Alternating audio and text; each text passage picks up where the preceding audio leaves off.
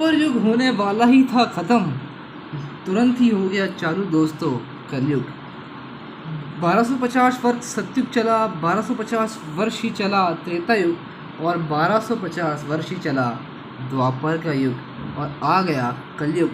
आज कलयुग के बारे में ही दोस्तों चर्चा करते हैं।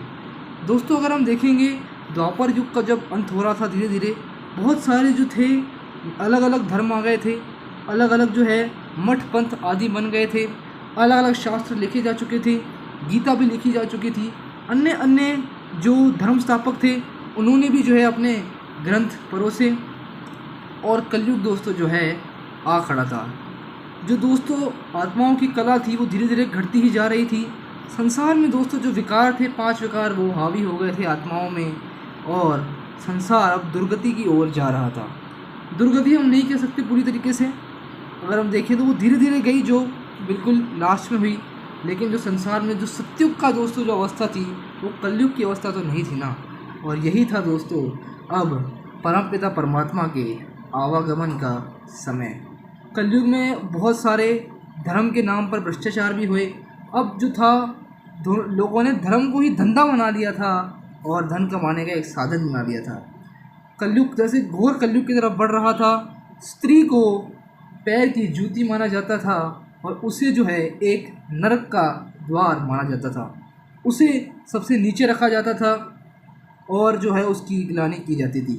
और यही था दोस्तों जो जो अभी हमने देखा, जो 1930s का 1900s का जो दौर था, जिस 20th सेंचुरी की हम बात कर रहे हैं, वहाँ पर ये दोस्तों जो है परमपिता परमात्मा शिव का आवागमन हुआ। सबसे पहले उन्होंने ही है जो नारी शक्ति को आगे किया और नारी को उठाया। ये कहा कि नारी नरक का द्वार नहीं है, नारी स्वर्ग का द्वार है। और वहाँ से ही नारी शक्ति का जो है आवागमन हुआ। परमपिता परमात्मा ने नारी को ही जो है ब्रह्मा कुमारी इसका हेड बनाया। मातेश्वरी श्री जगदम्बा को ब्रह्मा कुमारी इसका जो है चीफ बनाया, और वहाँ से ये संस्था चालू हुई। कलयुग जो था बहुत घोर कलयुग था, हर जगह दुख फैला हुआ था, हर जगह अशांति फैली हुई थी दोस्तों। लेकिन भगवान ने एक ऐसी संस्था खोलना शुरू करी जहाँ से सुख और शांति का दर्पण आत्माओं के मन में आया। अगर हम दोस्तों देखेंगे भी, जो भारत की पहली प्रधानमंत्री बनी इंदिरा गांधी जी, वो भी जो है परमात्मा का आवागमन हुआ 1936 में ब्रह्मा बाबा दादा लेखराज के तन में, और वहाँ से ही दोस्तों नारी शक्ति का सम्मान हुआ। और इंदिरा गांधी जी भी 1966 में भारत की पहली प्रधानमंत्री बनी, और वहाँ से ही दोस्तों भारत का जो है उत्थान शुरू हुआ। वापस से भारत एक पावर हाउस बनने लगा। आज भारत के पास डिफेंस भी बहुत तगड़ा है, और उन्होंने ही दोस्तों वहाँ से जो है भारत को एक अच्छी स्थिति दी। और दोस्तों हम यही बात कर रहे थे कि एक बात जो कि हम हमेशा सोचते होंगे कि जब सत्युग था, जब शुरू में सत्युग था, त्रेता युग आया, द्वापर युग आया, कलयुग आया, कि ड्रामा इतना सुख से दुख में आखिर आया ही क्यों? हम आत्माएं जब सुख में थी, संपूर्ण सुख में थी, सुख शांति में थी, तो ये दुख की दुनिया आई ही क्यों? दोस्तों इसका भी एक सिंपल सा आंसर है, जब दुख आत्मा में होता है, सुख का टेस्ट करने में ज़्यादा मज़ा आता है। जब मुंह में कड़वास आती है तभी मीठा खाने का मज़ा आता है। जब मुंह तीखा होता है तभी मीठा खाने का ज़्यादा आनंद आता है दोस्तों। और इसीलिए ही दोस्तों एक बात है कि दुख जब आत्मा भोगती है तो सुख की उतनी ही ज़्यादा आश होती है, और सुख का उतना ही ज़्यादा वो टेस्ट लेना चाहती है। इसलिए दोस्तों कलयुग का आना भी ज़रूरी था। आत्मा को वो दुख जो है शायद हल्का सा टेस्ट करना ज़रूरी था। परमात्मा के वाक्य हैं, भगवान वाच है, 3/4 सुख है, 1/4 दुख है। और 1/4 दुख भी दोस्तों हर किसी के लिए नहीं है।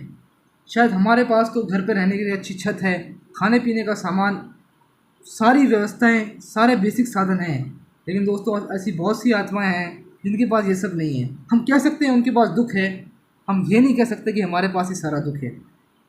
दुख उनके पास ज़्यादा है, हमारे पास कम है, लेकिन हल्का हल्का दुख दोस्तों सबके पास है। और वो दुख की जो दोस्तों एक आत्मा को जब झलक लगती है, तभी परमपिता परमात्मा शिव की जो है मन में उनको चाहने की आश जगती है। दोस्तों ये कहावत भी है, सुख में दुख में सिमरण सब करे, सुख में करे ना कोई। जब सुख में सिमरण करे तो दुख होवे ही नहीं दोस्तों। लेकिन यह होता नहीं है। दुख दोस्तों जब आत्माओं के ऊपर आता है तभी जो है दोस्तों सुख की असली चाहत जो है वो जागती है और तभी परमपिता परमात्मा शिव को हम लोग एकदम भक्ति भाव से जो हमारे अंदर था, उसके बाद ज्ञान भाव भी आया, ये गाना गाया कि हे पतित पावन आओ और आके हमारे बंधन छुड़ाओ। दोस्तों परमात्मा प्रेम का अनुभव जो है दुख सहन करने के बाद जो दोस्तों होता है, शायद वो सुख ही सुख में नहीं होता। परमात्मा का दोस्तों जो अतीन्द्रिय सुख है वो सत्युग के 56 भोग, सत्युग के हर साधन से भी कम है। परमात्मा का दोस्तों सुखी है जो आत्मा के लिए एक अतीन्द्रिय सुख है। जैसे मधुमक्खी के लिए शहद है, वैसे दोस्तों परमात्मा का प्रेम हम आत्माओं के लिए है और वो दुख सहन करने के बाद ही असली आनंद उसका आता है। हम दोस्तों इस बारे में और चर्चा करते रहेंगे। कलयुग जो दोस्तों था अब अपने अंत सीमा पे था, तब परमपिता परमात्मा आए और अब दोस्तों हम आपको अगले वीडियोस में ये बताएंगे कि परमपिता परमात्मा ने और हमें क्या ज्ञान दिया और अलग अलग भ्रांतियाँ जो दोस्तों हैं, जो अलग अलग कन्फ्यूज़न हैं, उसको दोस्तों हम अगले वीडियोस में चर्चा करेंगे। तब तक के लिए ओम शांति।